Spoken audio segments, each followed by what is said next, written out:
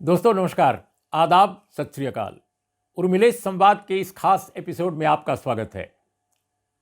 इन दिनों जो मुख्य धारा मीडिया अपने को कहता है, खासकर उसमें टीवी पुरम और यूट्यूब जो चैनल्स हैं बहुत सारे पॉपुलर, उनमें भी 2024 के चुनाव के मद्देनज़र उत्तर प्रदेश की चर्चा खूब हो रही है।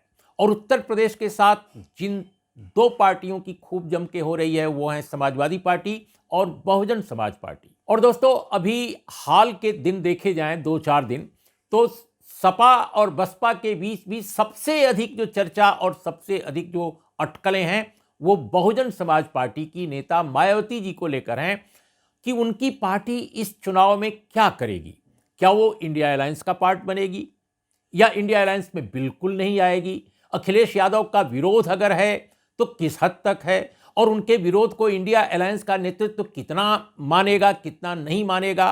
क्या अखिलेश बाद में मायावती जी के साथ एकजुटता जाहिर करेंगे, नहीं करेंगे? और अगर सब कुछ हो गया तो ये चुनाव लड़ते समय दोनों पार्टियों की स्थिति क्या होगी? दोस्तों बहुत सारे लोग चुनाव के मद्देनज़र या पॉलिटिकल और जो डेवलपमेंट्स होते हैं उसमें नेताओं को लेकर, राजनीतिक दलों को लेकर बहुत सारी भविष्यवाणियां करने लगते हैं।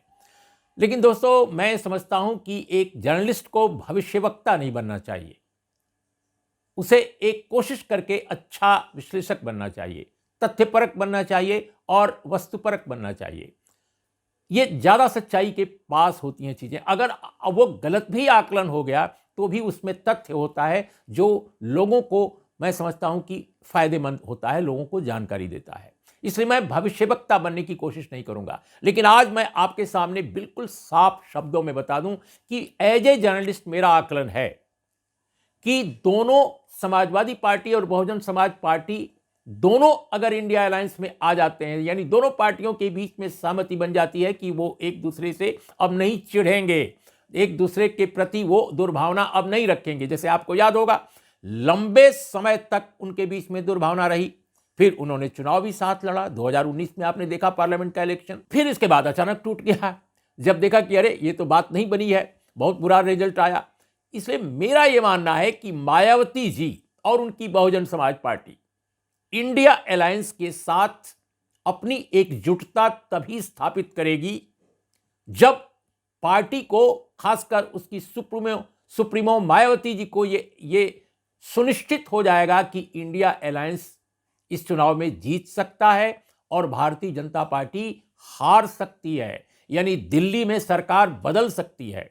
अभी के हालात में उनकी पार्टी क्या, प्रदेश के भी बहुत सारे जो लोग हैं, आबादी का एक बड़ा हिस्सा है, किसी को ये नहीं लग रहा है कि भारतीय जनता पार्टी की सत्ता बेदखल बिल्कुल खत्म हो जाएगी, उसकी जगह दूसरी कोई सत्ता आ जाएगी। फिलहाल उत्तर प्रदेश में ये नहीं लग रहा है, मैं पूरे देश की बात नहीं कर रहा हूं, उत्तर प्रदेश में ऐसा नहीं लग रहा है। इसलिए मायावती जी और उनकी पार्टी इंडिया अलायंस के अंदर आ ही जाएगी, इसकी संभावना फिलहाल कम दिखाई दे रही है मुझे।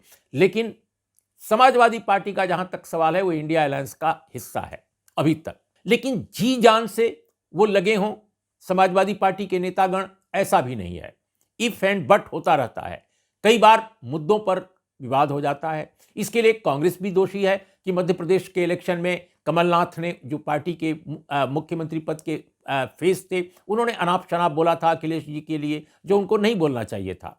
लेकिन जो मुद्दे अभी उत्तर प्रदेश के हैं उसमें एक बात बहुत महत्वपूर्ण होकर उभरी है दोस्तों, जो इन दोनों पार्टियों के लिए मुश्किल पैदा कर रही है, और ये दोनों पार्टियां दबाव में हैं। वो क्या है कि कांग्रेस का रिवाइवल तो उत्तर प्रदेश में नहीं हुआ है, राजनीतिक रूप से अगर देखा जाए तो वो मजबूत पार्टी नहीं बनी है, लेकिन उसने माइनॉरिटी कम्युनिटीज में और यहां तक कि अन्य वर्गों में जो भारतीय जनता पार्टी से नहीं जुड़े हैं या उसके समर्थक नहीं हैं, ऐसे वर्गों में भी राहुल गांधी की जो पिछली यात्रा थी, भारत जोड़ो यात्रा, उसके बाद और अन्य मसलों पर भी जो उनके स्टैंड रहे हैं, इससे उनकी बहुत जबरदस्त गुडविल बनी है, उनके प्रति एक उत्सुकता लोगों में बनी है, एक पसंद जाहिर की जा रही है। अब जैसे जातिवार जनगणना, इस प्रश्न पर उन्होंने जो स्टैंड लिया राहुल गांधी ने, उससे पिछड़े वर्ग का बड़ा हिस्सा उनको एक दोस्त के तौर पे देख रहा है, एक दोस्ताना पार्टी के तौर पे कांग्रेस को देखने लगा है,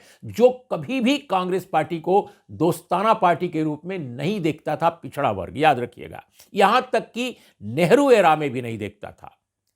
जब नेहरू जी प्रधानमंत्री देश के थे तब भी इस देश के पिछड़े वर्ग का एक बड़ा हिस्सा समाजवादियों वामपंथियों के साथ जाता था, लेकिन वो कांग्रेस के साथ उतनी बड़ी ताकत के साथ नहीं जाता था। ये पहला पहला मौका है इस देश में कांग्रेस के साथ उसका जुड़ाव होने की एक एक संभावना सी नजर आ रही है। ऐसा लगता है कि वो अगर कांग्रेस वाकई अपने को आमूल चूल बदले, काफी गुणात्मक बदलाव करे अपने सोच में, अपने दिशा में, तो पिछड़ा वर्ग भी उससे जुड़ सकता है। तो इस तरह से न सिर्फ माइनॉरिटीज में बल्कि पिछड़ों के अंदर भी एक सुगबुगी है।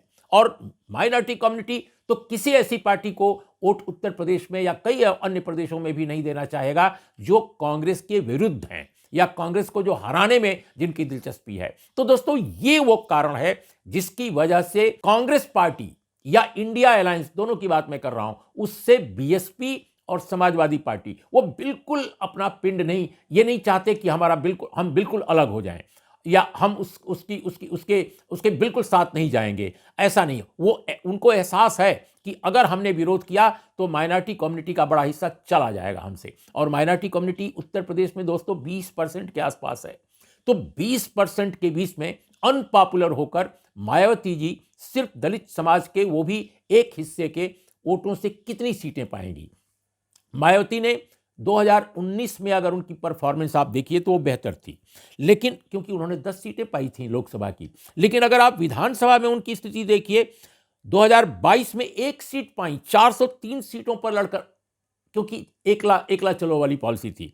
वोट परसेंटेज उनका गिर गया, 12.9% हो गया। इसका मतलब कि वो जाटव समाज जो दलित समाज के अंदर आता है, उसके अलावा जो दलित समाज की अन्य कम्युनिटीज हैं उसमें उनका वोट परसेंटेज बहुत गिरा है।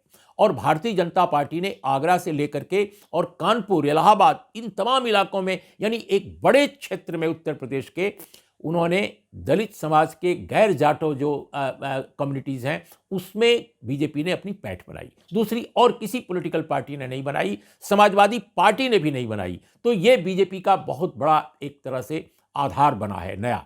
अब इसको छीनना अगर बीएसपी चाहती है तो उसको निश्चित रूप से अपना दायरा बढ़ाना पड़ेगा। और यही वो फैक्टर है जिसकी वजह से अविनाश पांडे जो कांग्रेस के अभी प्रभारी हैं उत्तर प्रदेश में, वो जो एक संकेत उन्होंने दिया था कि उनकी बीएसपी से बातचीत चल रही है या वो कांटेक्ट में है, और बीएसपी ने भी कुछ एक संकेत ऐसे दिए जरूर हैं कि ऐसा लगता है कि वो कांग्रेस की अब उस तरह से टकराव उनका कांग्रेस से नहीं होगा, या उस तरह की बातें वो नहीं कर रहे हैं कांग्रेस के खिलाफ जिस तरह से वो हाल तक किया करते थे। और कई बार उससे बीजेपी का बचाव होता था, बीजेपी की सरकार का बचाव होता था। तो ये एक नया मामला है। लेकिन इससे ये मान लेना कि वो कांग्रेस के साथ इंडिया अलायंस में आ ही जाएंगी मायावती, मैं समझता हूं कि अभी इस पर गौर करना पड़ेगा, इस पर थोड़ा इंतजार करना पड़ेगा। समाजवादी पार्टी का भी वही है। समाजवादी पार्टी तब तक जी जान से उत्तर प्रदेश में बीजेपी को हराने में नहीं जुटना चाहेगी जब तक कि उसको इस बात का एहसास न हो जाए कि वाकई बीजेपी को हराया जा सकता है। और अभी तक वो एहसास नहीं है। पॉलिटिकल लीडर्स की बात छोड़िए, मैं तो आम आदमी की बात कर रहा हूं उत्तर प्रदेश, और याद रखिएगा मैं उत्तर प्रदेश की केवल बात कर रहा हूं। तो ये एक बड़ा फैक्टर है। लेकिन दोनों पार्टियां कांग्रेस से जुड़ना चाहती हैं, इसमें कोई दो राय नहीं है। परिस्थिति क्या बनेगी, राहुल गांधी की जो न्याय यात्रा है वो कितना इंपैक्ट डालेगी उत्तर प्रदेश में, ये देखने की बात होगी दोस्तों। बहुत महत्वपूर्ण, मैं समझता हूं कि फरवरी का महीना बहुत महत्वपूर्ण होगा, और देखना होगा कि क्या उलटफेर होता है समीकरणों में, और क्या नए संकेत उभरते हैं, क्या नए समीकरण उभरते हैं। तो आज इतना ही। नमस्कार, आदाब, सत श्री अकाल। उनको माना है कि वो सही सोचते हैं। तो दोस्तों आज बस इतना ही। नमस्कार, आदाब, सत श्री अकाल।